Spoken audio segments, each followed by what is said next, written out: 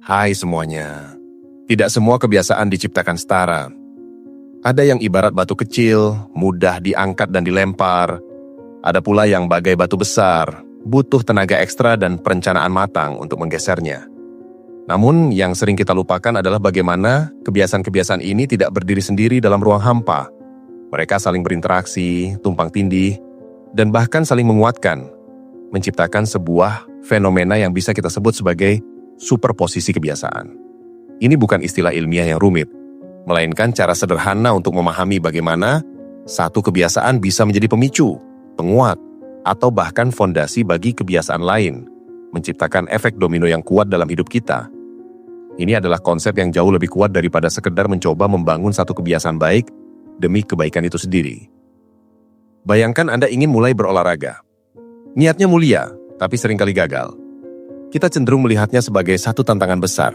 Bangun pagi, lari 5 km, pulang, mandi, lalu berangkat kerja. Jadwalnya padat, dan seringkali niat itu kandas di tengah jalan. Tapi bagaimana jika kita tidak melihatnya sebagai satu entitas tunggal? Bagaimana jika kita memecahnya menjadi bagian-bagian yang lebih kecil dan menyusunnya sedemikian rupa sehingga satu bagian secara alami mengarah ke bagian berikutnya? Inilah esensi superposisi kebiasaan. Misal, Anda memulai dengan kebiasaan yang sangat sederhana, menyiapkan baju olahraga di samping tempat tidur sebelum tidur. Ini adalah kebiasaan yang sangat kecil, hampir tidak butuh usaha. Begitu Anda berhasil melakukan ini beberapa malam berturut-turut, kebiasaan baru ini mulai menempel. Keesokan harinya, ketika Anda bangun dan melihat baju olahraga itu, ada dorongan kecil untuk memakainya. Dorongan ini jauh lebih kuat daripada jika baju itu masih terlipat rapi di dalam lemari. Memakai baju olahraga ini adalah kebiasaan kecil kedua. Begitu Anda memakainya, dorongan untuk melakukan gerakan fisik meskipun hanya peregangan ringan menjadi lebih kuat. Satu kebiasaan kecil menumpuk di atas kebiasaan kecil lainnya, dan sebelum Anda sadar, Anda sudah keluar rumah untuk lari. Contoh di atas menggambarkan bagaimana superposisi bekerja secara berurutan. Satu kebiasaan memicu kebiasaan berikutnya. Namun superposisi juga bisa bekerja secara bersamaan, di mana beberapa kebiasaan yang tampaknya tidak berhubungan justru saling menguatkan. Pikirkan tentang kebiasaan membaca. Jika Anda ingin lebih banyak membaca, mungkin kebiasaan itu akan lebih mudah dilakukan jika ditumpuk dengan kebiasaan lain yang sudah ada. Misalnya, minum kopi pagi. Setiap pagi, saat Anda duduk dengan cangkir kopi, Anda juga membuka buku. Waktu minum kopi yang biasanya diisi dengan melamun atau scrolling media sosial, kini menjadi isyarat untuk membaca. Dalam kasus ini, minum kopi dan membaca menjadi satu paket kebiasaan yang saling menempel.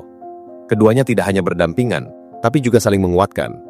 Aroma kopi menjadi sinyal untuk membuka buku, dan sensasi memegang buku membuat Anda menikmati kopi lebih lama. Ini adalah superposisi yang kuat karena menggabungkan dua aktivitas menjadi satu ritual yang lebih bermakna dan memuaskan. Fenomena ini tidak terbatas pada kebiasaan yang positif saja. Superposisi juga bisa terjadi pada kebiasaan buruk, dan ini seringkali menjadi jebakan yang sulit untuk keluar. Pikirkan tentang kebiasaan merokok. Seringkali, merokok tidak hanya sekedar mengambil sebatang rokok dan menyalakannya. Itu adalah sebuah ritual yang kompleks. Mungkin dimulai dengan kebiasaan minum kopi di pagi hari, yang lalu diikuti dengan kebiasaan merokok di teras. Kemudian, kebiasaan itu menempel pada waktu istirahat di kantor, setelah makan siang atau saat merasa stres. Merokok menjadi solusi instan untuk berbagai pemicu emosional dan situasional. Di sini, kebiasaan merokok tidak berdiri sendiri, melainkan menjadi bagian dari superposisi kebiasaan-kebiasaan lain. Minum kopi, istirahat, makan siang, dan manajemen stres yang kurang efektif. Untuk menghentikan kebiasaan ini, tidak cukup hanya dengan berhenti merokok. Seseorang perlu membongkar superposisi kebiasaan ini, memisahkan setiap komponennya, dan menggantinya dengan kebiasaan yang lebih sehat. Misalnya, mengganti kebiasaan merokok setelah makan siang dengan berjalan-jalan singkat, atau mengganti kebiasaan merokok saat stres dengan teknik pernafasan. Ini adalah tantangan yang jauh lebih besar, karena kita tidak hanya melawan satu kebiasaan, melainkan seluruh sistem kebiasaan yang telah tertanam dalam hidup kita.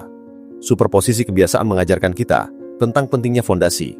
Beberapa kebiasaan berfungsi sebagai fondasi yang kuat, yang di atasnya kita bisa membangun kebiasaan-kebiasaan lain yang lebih kompleks.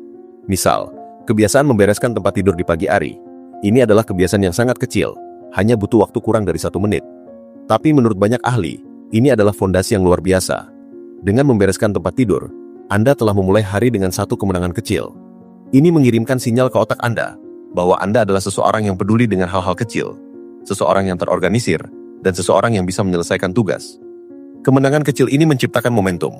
Setelah membereskan tempat tidur, ada dorongan untuk melakukan hal lain yang lebih besar, seperti menyiapkan sarapan sehat, atau memeriksa jadwal harian.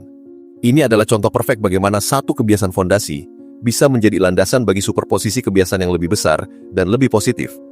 Memahami konsep superposisi kebiasaan juga mengubah cara kita melihat kegagalan.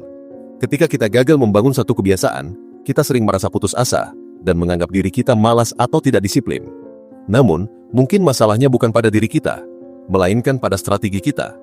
Mungkin kita mencoba membangun kebiasaan yang terlalu besar tanpa fondasi yang cukup kuat. Mungkin kita mencoba membangunnya secara terpisah, padahal seharusnya kita menumpuknya dengan kebiasaan lain yang sudah ada. Superposisi kebiasaan adalah pengingat kita bahwa kita tidak perlu mulai dari nol setiap saat. Kita bisa memanfaatkan apa yang sudah ada dalam hidup kita, baik itu rutinitas pagi, rutinitas malam, atau bahkan kebiasaan-kebiasaan kecil yang tidak kita sadari, sebagai batu loncatan. Untuk mempraktikkan superposisi kebiasaan, langkah pertama adalah menjadi pengamat diri yang jeli. Kita perlu mengidentifikasi kebiasaan-kebiasaan apa yang sudah kita miliki. Apa yang Anda lakukan secara otomatis setiap pagi? Apa yang Anda lakukan setelah pulang kerja? Apa yang Anda lakukan sebelum tidur? Catat rutinitas-rutinitas ini, baik yang kecil maupun yang besar. Kemudian identifikasi kebiasaan baru apa yang ingin Anda bangun. Jangan langsung membidik yang besar. Mulailah dengan versi yang sangat kecil dan mudah. Misalnya, jika Anda ingin meditasi, jangan langsung membidik 30 menit. Mulailah dengan meditasi 1 menit. Ini adalah kebiasaan yang sangat kecil, hampir tidak butuh usaha. Begitu Anda berhasil melakukan ini beberapa malam berturut-turut, kebiasaan baru ini mulai menempel. Keesokan harinya, ketika Anda bangun dan melihat baju olahraga itu, ada dorongan kecil untuk memakainya. Dorongan ini jauh lebih kuat daripada jika baju itu masih terlipat rapi di dalam lemari. Memakai baju olahraga ini adalah kebiasaan kecil kedua. Begitu Anda memakainya, dorongan untuk melakukan gerakan fisik, meskipun hanya peregangan ringan, menjadi lebih kuat. Satu kebiasaan kecil menumpuk di atas kebiasaan kecil lainnya, dan sebelum Anda sadar, Anda sudah keluar rumah untuk lari. Konsep ini juga berlaku untuk hal-hal yang lebih kompleks, seperti produktivitas. Seringkali kita merasa kewalahan dengan daftar tugas yang panjang. Kita melihatnya sebagai serangkaian tugas yang berdiri sendiri, dan kita tidak tahu harus mulai dari mana. Namun, dengan superposisi, kita bisa menyusunnya menjadi sebuah alur kerja yang logis. Misal, kebiasaan pertama setelah membuka laptop adalah membersihkan email. Ini adalah kebiasaan kecil yang berfungsi sebagai fondasi. Setelah email bersih, Anda merasa lebih terorganisir dan siap untuk tugas berikutnya. Tugas berikutnya mungkin adalah meninjau daftar tugas harian. Setelah itu, barulah Anda mulai mengerjakan tugas-tugas yang paling penting. Dengan menyusunnya menjadi sebuah alur, setiap tugas menjadi isyarat untuk tugas berikutnya, dan Anda tidak perlu membuang energi untuk menentukan apa yang harus dilakukan selanjutnya. Alih-alih melawan keengganan, Anda hanya mengikuti arus yang sudah Anda ciptakan sendiri. Pada akhirnya, superposisi kebiasaan adalah tentang mengubah cara kita melihat kebiasaan.